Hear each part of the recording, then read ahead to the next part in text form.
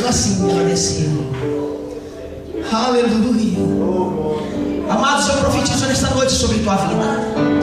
Livramentos vão vir para a tua casa. Livramentos de onde você não espera.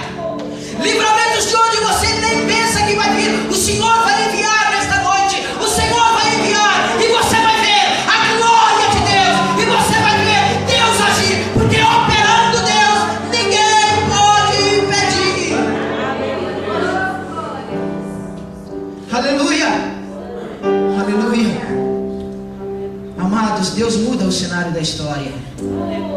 Aquele profeta foi pegado pequeno. E olha, por incrível que pareça, parece uma coincidência incrível. A mãe que colocou na água, a irmã, Miriam possivelmente, foi lá e viu o menino. E já logo de cara ela se prontificou. Já pensou uma escrava falar com uma princesa? E a escrava falou: olha, eu tenho uma ideia, você quer que eu chame alguém para cuidar desse menino das escravas? Porque o menino era hebreu. E automaticamente a princesa falou assim: olha, vai lá e chama. E amados, a situação de um escravo não era das melhores possíveis. Eles tinham o sonho de comer um pepino, né? A Bíblia diz. Era para você ver a comida que eles comiam. Carne mesmo, meu filho, olha. Era lá uma vez na vida. Deus preparou. Deus fez o milagre. E ela, quando falou para a menina foi lá, quando: olha, você quer que eu chame alguém? Ela falou: sim, pode ir. E eu vou pagar um salário para alguma das escravas cuidar dele. Ela foi lá e chamou a mãe. Aleluia. Meu Deus cuida até dos detalhes. Glória a Deus. Já pensou a mãe sendo assalariada para cuidar do próprio filho? Olha, mas é bênção demais. Amados, eu profetizo nessa noite sobre tua vida. Eu profetizo que Deus vai abrir uma porta tão grande. Ele vai fazer coisas tão ricas sobre a tua vida, que você vai parar para pensar e você não vai ver o meio como isso aconteceu.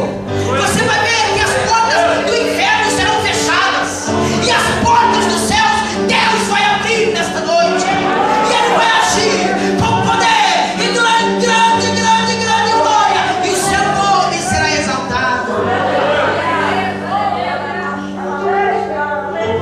Esse Moisés começou a crescer lá.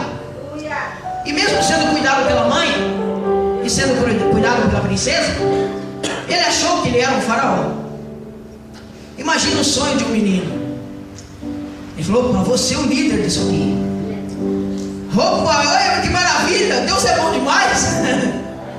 Mas amados, ele não esquecia que a sua origem era uma origem escrava. Um homem nunca pode esquecer as suas raízes. Moisés não esquecia, ele sabia que ele era um hebreu, porque ele foi cuidado pela própria mãe,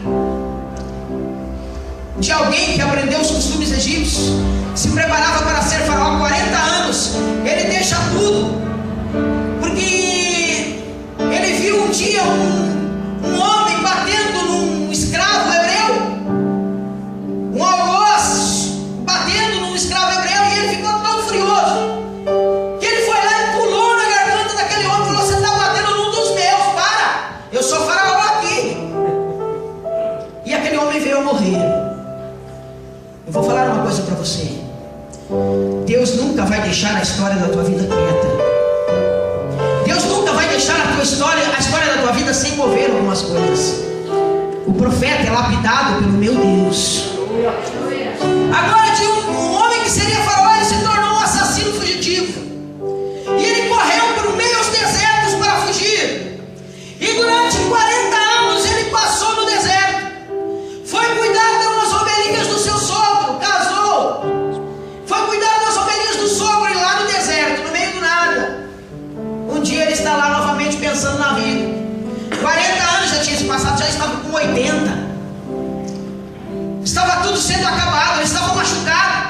Ele estava seco, como aquela sarça espinhosa que estava à sua frente. Sarça é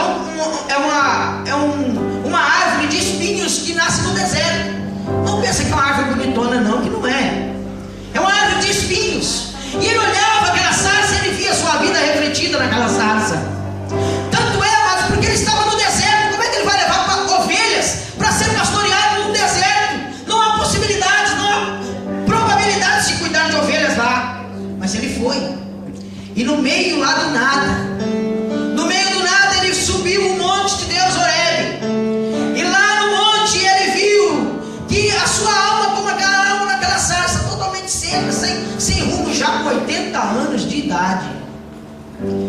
você pode perguntar: poxa, por que os milagres de Deus não acontecem agora na minha vida? Por que as coisas não acontecem? Eu já estou indo em idade e as coisas não estão acontecendo. Eu vou falar uma coisa para você: Deus tem o tempo certo de agir. Amados, Deus tem o tempo certo de fazer. Onde Ele prepara um profeta, Ele prepara nos desertos apacentando rebanhos.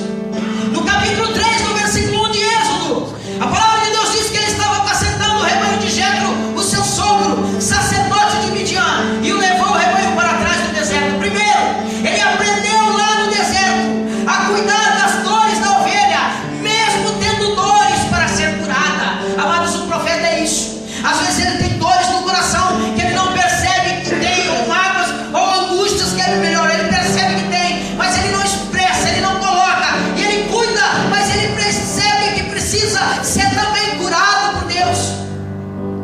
Segundo, ele aprendeu a sustentar as ovelhas nos piores lugares de pastorear. Você que sabe que é um profeta de Deus, não pense já receber o maior tempo para você poder pregar, os melhores lugares para poder anunciar. Às vezes temos que passar no deserto e aprender a pastorear algumas ovelhinhas. Com Davi foi assim. Conheceu o deserto da sua caminhada, mas ele não ficou no deserto. A Bíblia diz no capítulo 3 que ele chegou a Horebe, no monte de Deus. O segundo lugar aonde um profeta passa é o monte. O monte é o lugar onde você vai encontrar com Deus, onde a tua história vai mudar.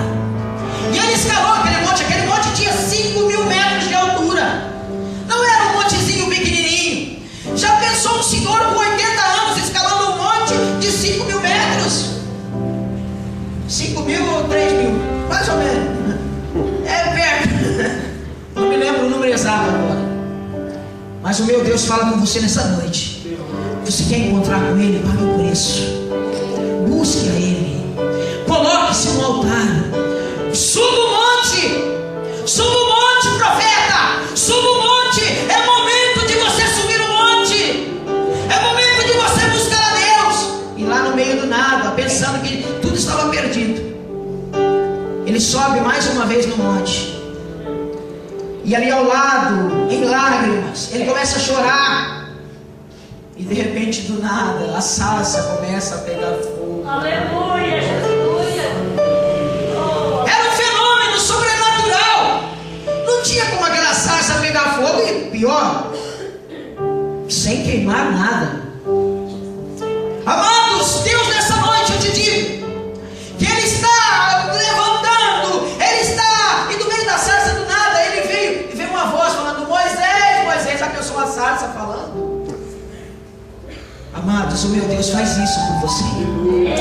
Ele contemplou a tua agonia, Ele contemplou as tuas horas de trabalho, Ele contemplou o seu suor levantando tijolos, Ele contemplou a tua angústia quando você estava lá no meio do nada. Ele viu o quanto você padeceu, Ele viu o quanto você sofreu. Agora Ele está falando: Moisés, vem filho, que eu vou te usar, eu vou te levantar. A mão poderosa de Deus tocou na sarça, e tocou e queimou a sarça. Amados, automaticamente ele também foi queimado pelo poder do Senhor. Ele foi sarado, ele foi curado. O Senhor o chamou, ele teve medo, mas a mão do Senhor foi mais poderosa sobre a vida dele, porque Deus, a mão do meu Deus estava sobre a vida dele, sobre a tua vida também. A poderosa mão de Deus toca a sarça e a vida do profeta. Amados,